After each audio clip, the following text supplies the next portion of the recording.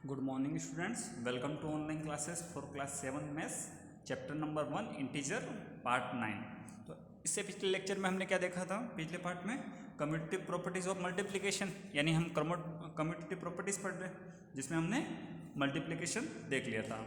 आज हम commutative property under to division, यानी डिवीजन के अकॉर्डिंग कम्यूटेटिव प्रॉपर्टी क्या होती है देख लेते हैं। हम ऑब्जर्व 3 इंटीजर ऑब्जर्व कर लेते हैं। सपोज मान लीजिए आपके पास a इक्वल्स टू -2 है एंड b इक्वल्स टू 3 है। देन ऐसी कंडीशन में आप चेक कर रहे हो डिवीजन के लिए, ठीक है। तो -2 डिवाइड बाई -3 एंड इक्वल के दूसरी तरफ हम ले लेते हैं कम्यूटेटिव क्या होता है, यानी इनको रिवर्स करना कम्यूटेटिव होता है। नंबरों को रिवर्स कर देते हैं 3 डिवाइड बाई -2, देन हमें क्या रिजल्ट मिल जाएगा? डिवाइड करेंगे तो ये -2/3 इक्वल्स टू 3/-2। बट आप देख लीजिएगा -2/3 क्या 3/-2 के इक्वल है? तो आपका आंसर होगा नॉट। तो ये क्या हो जाएगा? -2/3 नॉट इक्वल टू 3/-2। सो हमें क्या रिजल्ट मिल रहा है? a divide by b not equals to b divide by a, यानी a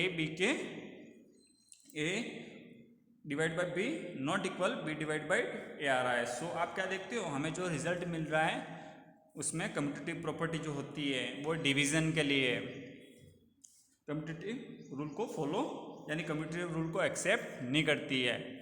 ओके, अब आप देख लीजिएगा नेक्स्ट एसोसिएटिव प्रॉपर्टीज। तो कम्यूटेटिव प्रॉपर्टीज आप सबको समझ में आ गई। अब देख लीजिए एसोसिएटिव प्रॉपर्टीज क्या होती है वो देख लीजिएगा। फर्स्ट मल्टीप्लिकेशन के लिए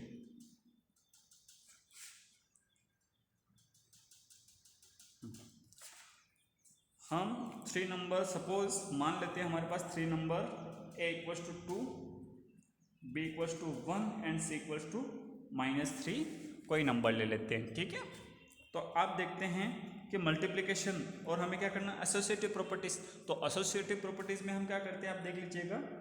अब जैसे है वैसे कंडीशन में आप रख लीजिए 2 × 1 × -3। तो आपने क्या देखा था, पहले आप क्या करते हो इन दोनों नंबरों से मल्टीप्लाई करवाते हो, ठीक है। 2 × 1 क्या हो जाएगा? ये 2 एंड मल्टीप्लाई बाई -3, देन आपका रिजल्ट क्या आ जाएगा? -6। सिमिलरली आप इक्वल के दूसरी तरफ आप ट्रांसफर कीजिए, ठीक है। 2 × 1 × -3। अब देख लीजिए आपने क्या लिया था, फर्स्ट ये दोनों आगे वाले दोनों ले लिए थे। अब आप पीछे वाले दोनों नंबर मल्टीप्लाई करवा लीजिए, ठीक है, दोनों डिजिट्स। 2 × अब ये मल्टीप्लाई कराओ क्या आ जाएगा? -3, और -3 में 2 का मल्टीप्लाई क्या हो जाएगा? -6। देन आपका रिजल्ट क्या मिल रहा है? इक्वल। सो आप क्या कह दोगे, मल्टीप्लिकेशन जो होता है, मल्टीप्लिकेशन किसका? इंटीजर का। तो इंटीजर का मल्टीप्लिकेशन एसोसिएटिव रूल को फॉलो करता है, ठीक है। यानी आप क्या कह दोगे, a × b × c equals to a × b × c, यानी इस ब्रैकेट को आप यूज करोगे। नेक्स्ट देख लीजिएगा डिवीजन के लिए एसोसिएटिव प्रॉपर्टी। अब हम यही नंबर ले लेते हैं, ठीक है। Suppose a equal to 2, b equals to 1 and c equals to -3। तब हम क्या देखते हैं कि हम डिवीजन, यानी फर्स्ट में आप क्या डिवाइड करोगे? 2 डिवाइड बाई 1 डिवाइड बाई -3। तो आप इनका डिवाइड कर लीजिए, डिवाइड करो क्या आ जाएगा? 2 डिवाइड बाई 1 यानी 2 फाइनली, ठीक है, डिवाइड बाई -3 क्या रिजल्ट मिल जाएगा? 2 डिवाइड बाई -3, ठीक है। ये आप जैसे इस अकॉर्डिंग ले रहे हो तो इस अकॉर्डिंग आपको क्या रिजल्ट मिल रहा है? -2/3 एंड आप 2 डिवाइड बाई 1 डिवाइड बाई -3। अब आप इन दोनों को यूज़ कीजिए, ठीक है। तो आपको क्या रिजल्ट मिल जाएगा? और हमें पता है बोर्ड मास के रूल के अकॉर्डिंग हम पहले ब्रैकेट यूज़ करते हैं। तो ब्रैकेट ओपन करेंगे, ये क्या हो जाएगा? 1/-3। अब आप क्या देखते हो, इनका डिवाइड करो क्या हो जाएगा? डिवाइड को हम किस में कन्वर्ट कर देते हैं? मल्टीप्लिकेशन में। तो मल्टीप्लिकेशन करेंगे ये क्या हो जाएगा? रेसिप्रोकल, यानी ऊपर नीचे हो जाएगा। -3 ऊपर चल जाएगा, 1 नीचे, ठीक है। तो इसका फाइनल आंसर क्या आ जाएगा? -6। तो आप देख लीजिए क्या -2/3 और -6 क्या इक्वल है, तो आपका आंसर होगा -2/3 not equals to -6। So division जो होता है इंटीजर का वो एसोसिएटिव जो रूल होता है उसको एक्सेप्ट यानी फॉलो नहीं करता है। ओके, यानी आप क्या कह सकते हो, a divide by b divide by c, sorry a divide by b और इसका डिवाइड हम करें c के साथ, नॉट इक्वल होगा a divide b divide c के। यानी पहले आप क्या करो, b का डिवाइड c से कर लो और फिर a के साथ आप डिवाइड करवाओ, ठीक है, तब इनका रिजल्ट इक्वल नहीं होगा। नेक्स्ट देख लीजिए मल्टीप्लिकेशन आइडेंटिटी।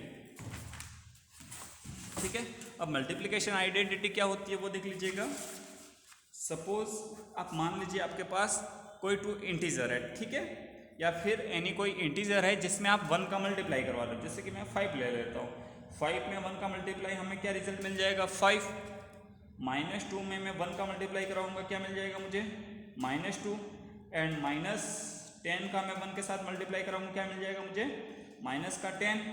एंड 1 इंटू -3 यानी मैं 1 में किसी भी नंबर का मल्टीप्लाई करवा दूँ, ठीक है, 3 का, तो मुझे क्या रिजल्ट मिलेगा -3।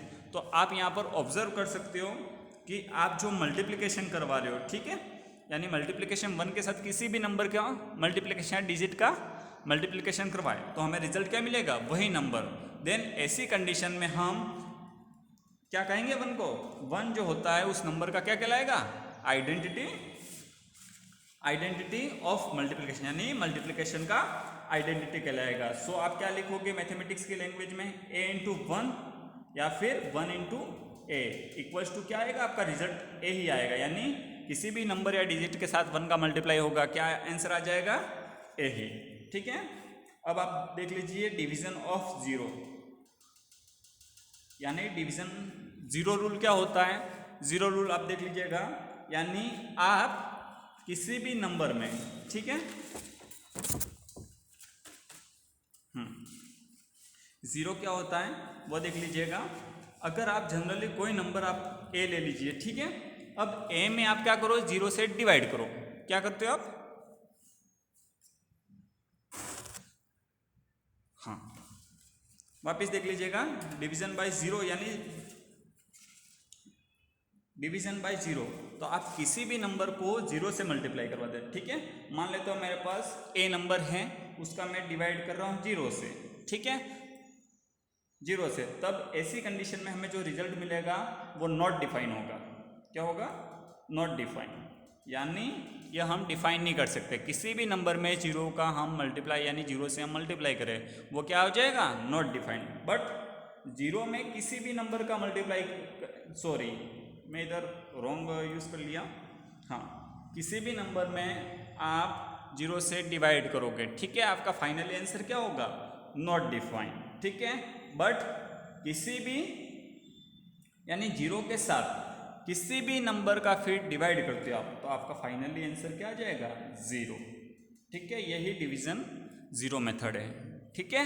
आपको समझ में आ गया अच्छे से, ओके, थैंक यू आपके आज